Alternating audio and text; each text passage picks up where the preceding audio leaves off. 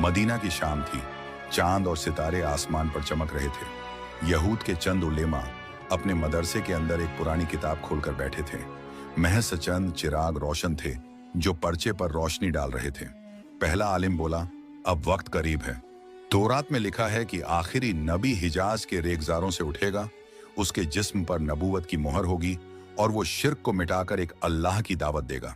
दूसरा आलिम किताब की तरफ इशारा करते हुए बोला, हाँ और देखो, यहाँ निशानी लिखी है कि उसका वतन मक्का होगा, लेकिन हिजरत करके वो मदीना में आएगा। हम इसीलिए तो यहाँ बसेरा किए बैठे हैं। मगर उसी वक्त एक और बुजुर्ग आलिम, जिसका दिल सच्चाई की तरफ था, गहरी सांस लेकर बोला, मगर एक बात सोचो, अगर वो नबी आया और हम ही सबसे पहले उसका इनकार कर बैठे, क्या हम उन लोगों की तरह ना हो जाएंगे जो पहले नबी को झुठलाते आए? कुछ देर के लिए सब पर खामोशी छा गई।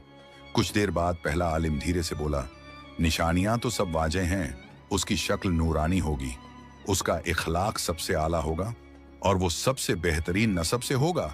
यहां तक कि उसका चेहरा देखकर ही इंसान कह देगा ये झूठा हो ही नहीं सकता।